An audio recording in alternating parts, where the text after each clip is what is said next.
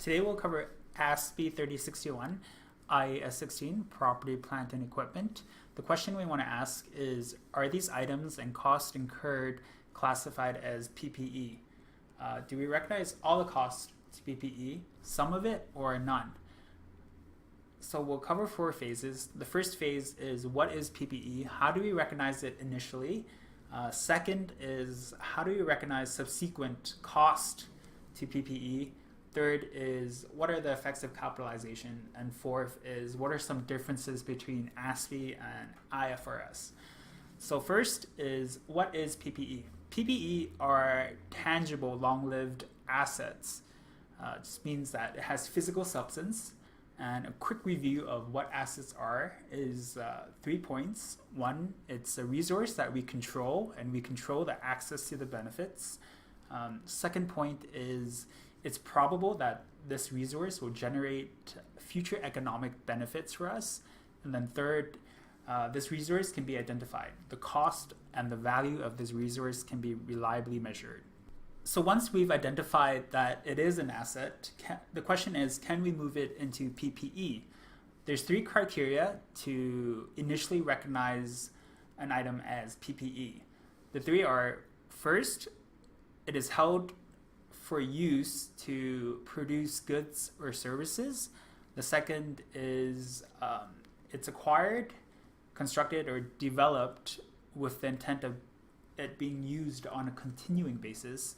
And then third, it's not intended for sale in the ordinary course of business. So how does PPE differ from intangible assets and inventory? With intangible assets, these are assets that have no physical substance. This is different from PPE because PPE actually has physical substance. With inventory, inventory has 3 key differences. First, it's held for sale in the ordinary course of business. Second, it's in the production process for the purpose of being sold. And third, it's in the form of materials or supplies that are to be consumed in the production process. In our second phase, how do we recognize subsequent costs to PPE? First and foremost, repairs and maintenance costs are expensed. Repairs and maintenance are costs that are incurred to restore an item to its original condition. So for PPE, costs that can be capitalized are costs that enhances the service potential of a PPE item. So 4 indicators for this is, first, it increases the quantity of output or the physical capacity of the asset. Second is it increases the quality of the output.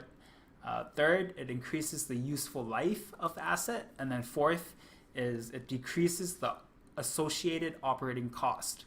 Any directly attributable cost to bring the asset to its intended location and condition necessary for it to operate in the manner intended by management can be capitalized. Directly attributable cost includes acquisition, construction, development, and preparation cost. Borrowing cost, such as interest and any other financing cost to get funds to acquire or develop the asset, can be capitalized. Under ASPE, you have the option to capitalize or expense these borrowing costs. However, under IFRS, it requires you to capitalize borrowing cost. Just remember, when you do capitalize an item, depreciation expense will be recognized in subsequent reporting periods. CRA provides 2 descriptions to help you further understand when a cost or an expenditure is capital in nature. So the 2 points are, first, the cost incurred provides a lasting benefit, and then the second is the cost incurred improves the condition of that asset versus restoring it to its original condition. Okay, so in our third phase, what are the effects of capitalization? When we capitalize an item to PPE, it has a positive impact to both the income statement and the balance sheet for that current year. So instead of expensing the cost of that item, on the income statement, which reduces net income, we've now classified that cost as a PPE asset, increasing total assets on the balance sheet.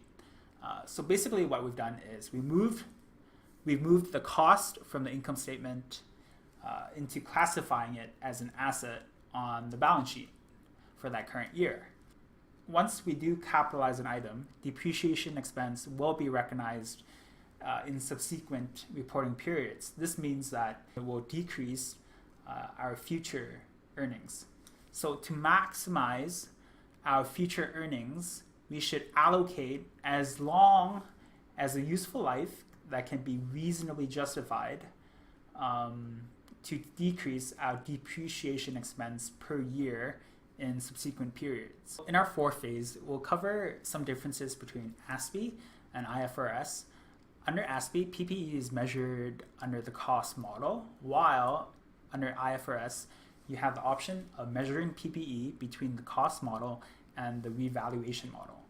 Under ASPE, for borrowing or financing cost, you have the option to choose between capitalizing or expensing those costs. Under IFRS, you are required to capitalize your borrowing or financing cost.